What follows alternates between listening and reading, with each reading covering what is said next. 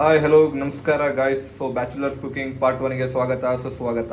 So ಇವತ್ತು ನಾನು ಮಾಡ್ತಾ ಇದ್ದೀನಿ ಮೇಲ್ಕೋಟೆ ಪುಳಿಯೋಗರೆ. ಸೊ ನಾನು ತೊಗೊಂಡಿದ್ದೀನಿ ಬ್ಯಾಡಗಿ ಮೆಣಸಿನ್ಕಾಯಿ, ಬೆಳ್ಳುಳ್ಳಿ, ಕರ್ಬೇವಿನ ಸೊಪ್ಪು, ಹುಣಸೆ ಹುಳಿ, ಕಡಲೆ ಬೀಜ, ಸಾಸಿವೆ, ಜೀರಿಗೆ ಮತ್ತು MTR 2 ಪುಳಿಯೋಗರೆ. ಫಸ್ಟ್ ನಾನು ಇವಾಗ ಎಣ್ಣೆ ಹಾಕ್ತಾ ಇದ್ದೀನಿ.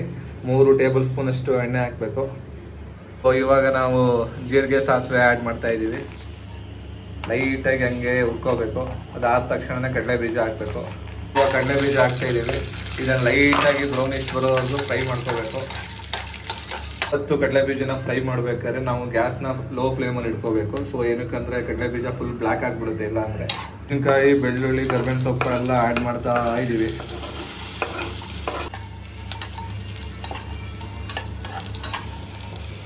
ಪುಳಿಯೋಗರೆ ಪುಡಿನ ಆ್ಯಡ್ ಮಾಡ್ತಾ ಇದ್ದೀವಿ. ಸೊ ಗ್ಯಾಸ್ನ ಆಫ್ ಮಾಡ್ಕೊಂಡು ಮಾಡಬೇಕಿಲ್ಲ ಅಂದರೆ ಫುಲ್ಲು ರೋಸ್ಟ್ ಆಗಿಬಿಡುತ್ತೆ. ಸೊ ಆಗಿದ ತಕ್ಷಣ ಸ್ವಲ್ಪ ಓಕೆ.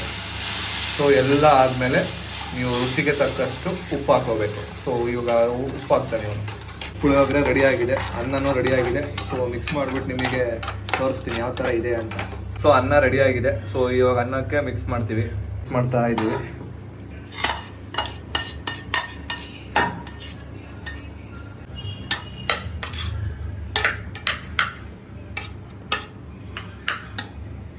ಆಫ್ಟರ್ ಅನ್ನಕ್ಕೆ ಮಿಕ್ಸ್ ಮಾಡಿದ ಮೇಲೆ ಈ ಥರ ಬಂದಿದೆ.